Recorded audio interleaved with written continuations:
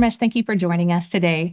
I wanted to see if you could share a little bit about what Eftsure offers, the problems you solve for, and who exactly are your customers today that you're solving those problems for? Yeah. So fundamentally, what Eftsure does is help our customers not pay the wrong person or the wrong entity. So what that actually means at sort of the next level is that our customer or the persona is really finance teams. So finance teams who are responsible for sending payments, particularly B2B payments, who want to make sure that they are in fact dealing with the right entities, that they're dealing with the right bank accounts, and are making these payments and making sure that, of course, these are done securely and not to the wrong entities, because that's where fraud occurs, right? So that's the primary sort of mission of Eftsure. When we look at our customers, certainly there are small and medium-sized businesses as well as large enterprises. So when we look at the small and medium-sized businesses, it's mostly relatively smaller finance teams and procurement teams who need to manage the entire vendor cycle. So all the way from onboarding the vendor, checking the vendor for any risk that might be either on the entity, the identity, or the bank details. We use our multi-layer verification process during that checking phase. And then what happens is that we manage those vendors through their change management across their life cycle. So, for example, one of the key areas where fraud occurs is business email compromise. So when business email compromise occurs, it's typically a vendor whose email has been compromised. And so somebody pretending to be them initiates a change with our customer. So it might be change the bank details. And so managing that type of change process, looking at as to what are the different data signals, what is the behavior, and then making a determination as to whether this payment is going to the right entity, whether it was really a legitimate change or whether it was a fraudulent, is one example of what we do in helping our customers. Our smaller customers typically interact with portals. We have portals where they send the invites to their suppliers to get onboarded onto the platform, where the suppliers interact with the portal to manage changes, to upload documents, and interact really with both Eftsure and our customer. So that's one way of operation. Now, of course, all of this is available through APIs. So many of our customers who might be using ERPs like Microsoft or SAP or treasury management systems like Kyriba or other systems like Coupa and so on, they can integrate using our pre-built integrations into the platform and get the same types of functionality, but within their ERP or treasury management system of choice. So that's in a nutshell how Eftsure operates in the different types of use cases with our customer.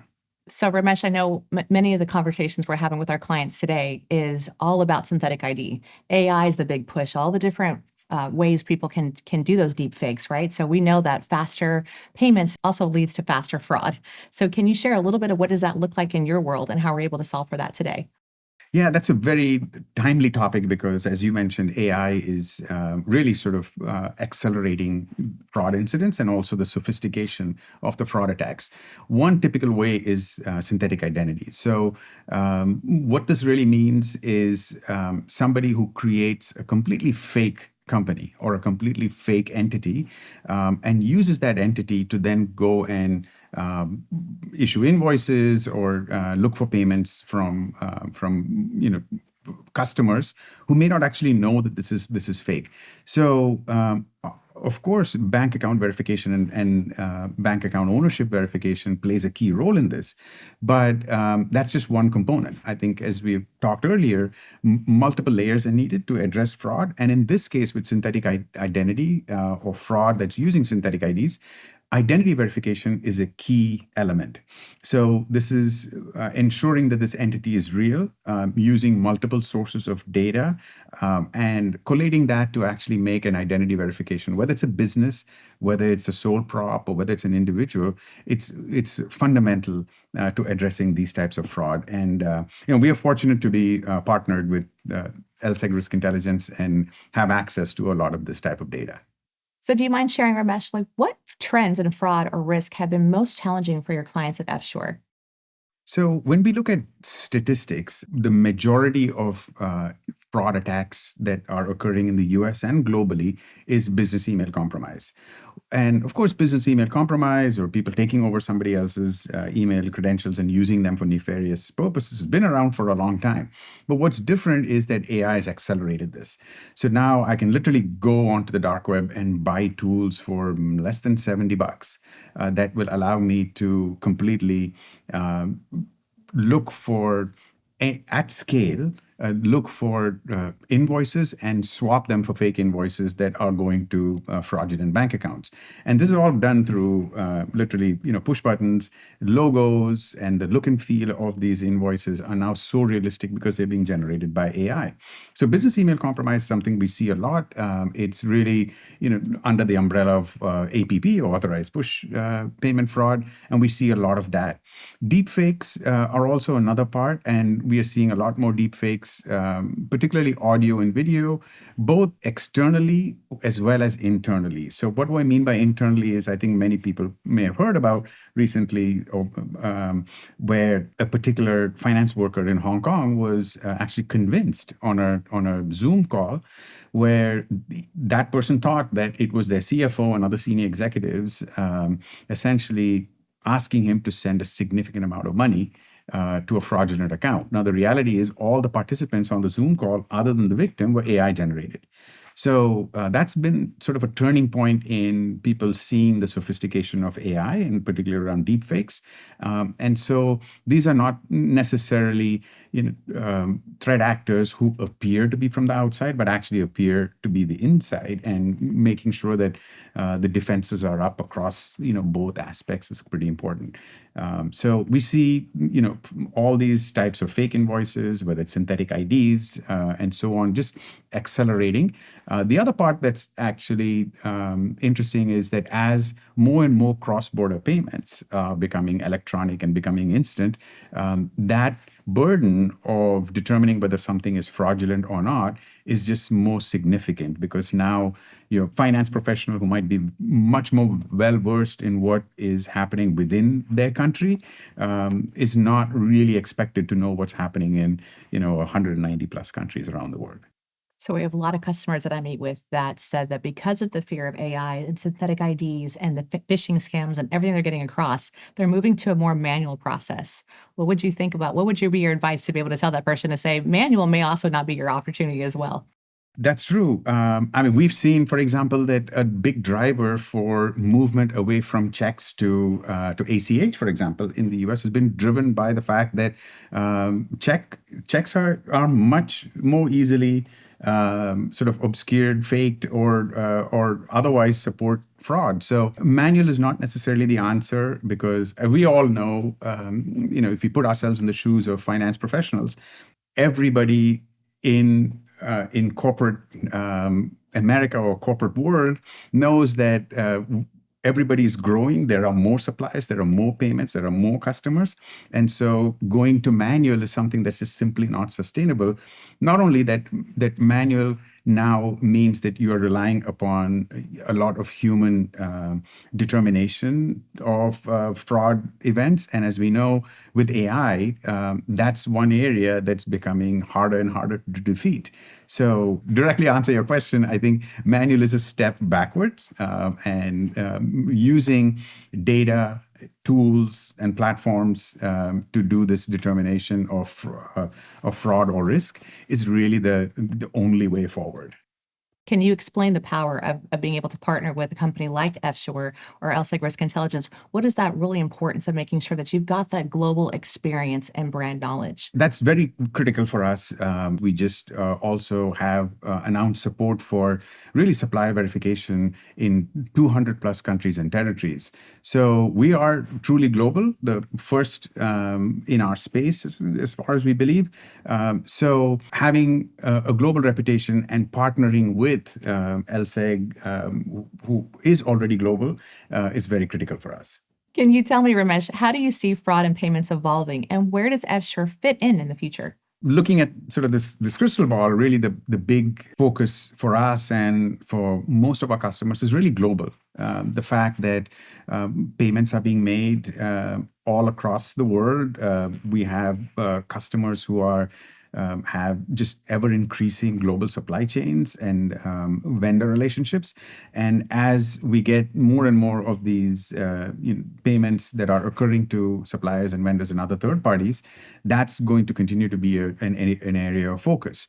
So that's one part for us. The other aspect to this is also just looking at the quality of the data. So of course, there's the quality of the data that we get from great partners like LSEG Risk Intelligence, but also the data that we curate across our customer community. And so looking at payment histories, looking at supplier profiles, looking at essentially all of this data that's contributed by our customer community and making better use of it is really critical, because as we know, AI and these other fraud schemes are going to continue to evolve.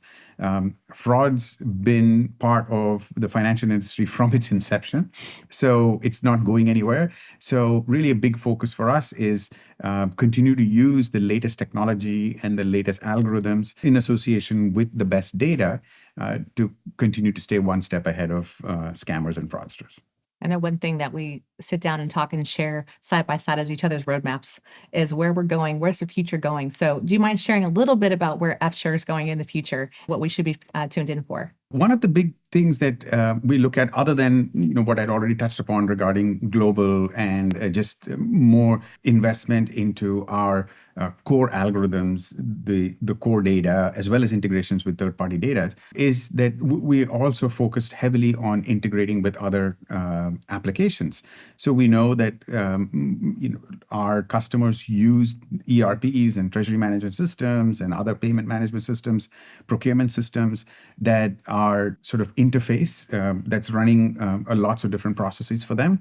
But as part of that, to seamlessly integrate into these types of applications, so whether it's Microsoft, SAP, Oracle, Coupa, Esker, FIS, Kyriba, having pre-built integrations so that our customers using these types of systems can leverage all of the power that we put into the platform, along with the data from partners such as LSEG, is really what is a continuing focus for us. Eftsure has a multi-layer verification system. Can you go into a little bit of what that process looks like? The multi-layer verification system is something that we are really proud of, mainly because it's evident that no one particular tool or approach is going to solve for all types of fraud. So what we do is when, for example, one of our customers gets a new supplier, we go through this multi-level system. So what does that mean? So the first step is actually having that supplier interact with our secure portal. And why do we do that? Because this is a venue for the supplier or the vendor to submit information that's relevant for our customer, including maybe documents like W-9s and so on, and do that in a secure fashion as opposed to something like email, which may be open for compromise. So that's step one. Step two is verifying that actually this entity that the supplier claims to be is real or valid. So we do that by using identity verification tools and data, and really look at a variety of sources of data to say, is this business, sole proprietor, or individual really who they say they are? The next step is business and individual bank account verification. So that's, as it implies, verifying that in fact the bank account is valid and that this entity is really the owner of that bank account. Then we go to the next step, which is we look at data that we have collected as part of our customer community.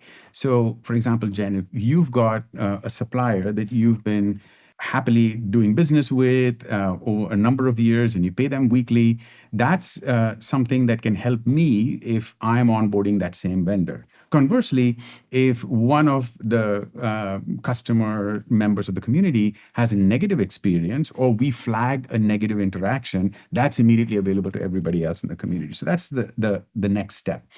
What we also do in addition to this is if none of these data or automated mechanisms actually make a positive determination or it needs more investigation, we have a group of trained fraud analysts and verification analysts who will actually do their own research and contact and do callbacks or out-of-band callbacks right back to those suppliers to verify that in fact these details are correct or there's some gaps that have to be filled. So that's really the verification process that happens when one of our customers onboard a supplier. One other piece that's not directly related to fraud, but one thing that's very important for our customers is regulatory compliance. And so as these are payments, sanction screening is important. So we do, for example, OFAC checks, and that's also part of the overall process. Lastly, while we do all of this, we also put our money where our mouth is. So we actually have a guarantee, the Eftsure guarantee, which ensures our customers of up to $1 million for fraud that occurs out of these types of attacks.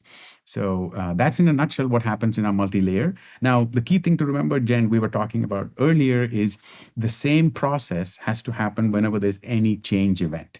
So it's no good doing that, of course, only for the initial encounter. But as we know, details change. The supplier might change their information legitimately as well as maybe as a victim of fraud. So the same diligence needs to be taken across the sort of the vendor-supplier lifecycle.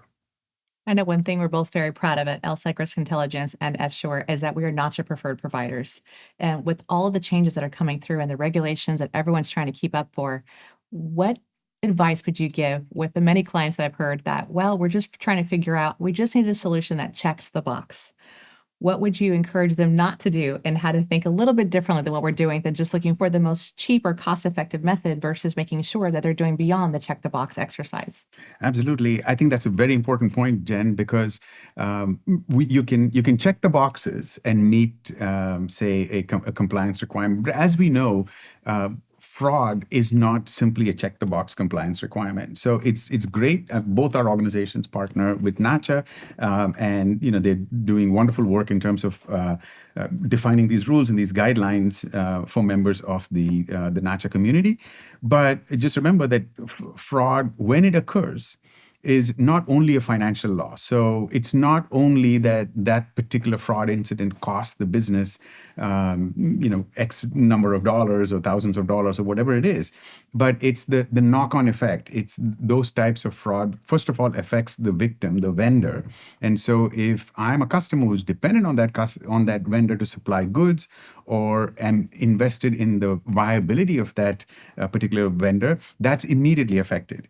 Not only that, fraud is not simply a financial loss, it's also reputational damage. So it's reputational damage not only for the business, but also when we look more broadly, and as you had mentioned, NACHA, it's about confidence in the system. It's about making sure that all participants in the network are doing more than checking the box to make payments more secure and for people to trust that use of, for example, the ACH network or other payment rails are actually doing more than simply checking the box. So Jen, you've had a number of great questions for us at Eftsure. One that I would like to ask you is, what are the things that you are most excited about that LSEG Risk Intelligence has that you're working on that could benefit Eftsure and our customers? Our continual growth for that truly global expansion is what excites me the most. We are currently have 25 countries that we're able to verify different account verifications through, and we're about to add another 19. So if you can imagine all the different regulations that happen, the EU's coming up, it comes to mind too, they're about to add 19 on top of that. So the difference between which you'll get from LSEG Risk Intelligence and why I know you guys have chosen to partner with us is that we are actually connecting directly into the bank schemes. We're not purchasing previous databases and old records that you're able to validate that information from. Whether you're getting our US or global data, we're actually getting live real-time information that's on there, which is hugely important, as you know, as you're onboarding vendors or customers to ensure that the data is trustworthy, that it's accurate, and you're able to be able to move forward with a high level of confidence that you've got yourself covered with our solutions. So that global account verification that we continue to grow and expand on, we have made sure that we're not like every other company that is saying, oh yes, we can cover you with 100 different countries that are out there for account verification, we have stand by our LSEG promise.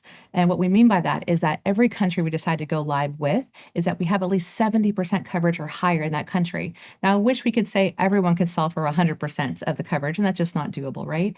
But the fact that we're able to stand by that we are able to offer the greatest amount of coverage, direct and real-time responses back to you, and continue to grow is what really makes me excited to see where we'll go in the future.